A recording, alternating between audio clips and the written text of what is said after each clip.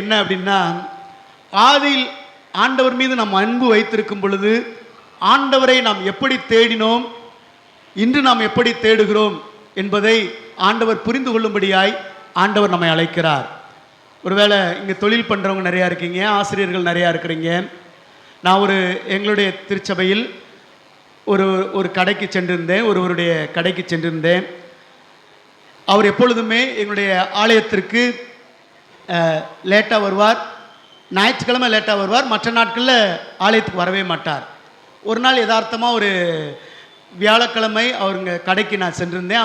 அவர் இல்லை, ஆனால் வேற ஒருத்தர் அந்த கடையில் வேற ஒரு ஆள் உட்காந்துருந்தார். அவர் அந்த கடையில் வேலை பார்க்குறவர் அல்ல, வேலை செய்கிறவர் அல்ல, வேற ஒருத்தர் உட்காந்துருந்தார். நான் அப்போ கேட்டேன், எங்கள் அண்ணனை காணோம், அண்ணன் எங்கே போயிட்டாங்க அப்படின்னு கேட்டேன். அவங்க எங்கள் சொந்தக்காரங்க தான், அதனால தான் தைரியமாக சொல்கிறேன். அவங்க எங்கே போயிட்டாங்க அப்படின்னா, திருநெல்வேலியில் ஒரு மேரேஜியா, அவங்க நேற்றே போயிட்டாங்க அப்படின்னாங்க. அவங்க எப்போல்லாம் இப்படி வெளியே போகிறாங்களோ அப்போல்லாம் என்னை கொண்டு வந்து கடையில் உட்கார வச்சுட்டு போயிடுவாங்க அப்படின்னு. நான் அப்போ தான் யோசித்தேன், தங்களுக்கு ஒரு நிகழ்வு அல்லது தங்களுக்கு தேவை என்று சொன்னால் ஒரு சப்ஸ்டிடியூட் வச்சிருக்கிறாங்க, ஒரு மாற்றுக்கு ஒரு ஆள் வைத்திருக்கிறாங்க.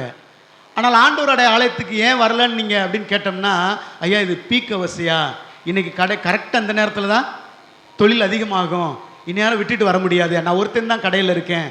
நிறைய பதில்கள் நம்மக்கிட்ட இருக்கும்.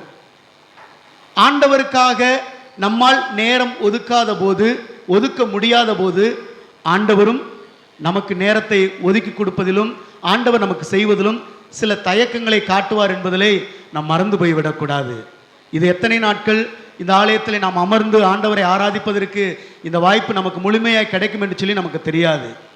ஒருவேளை நம்முடைய 2ஆம் வருகை வரலாம், அல்லது நம்முடைய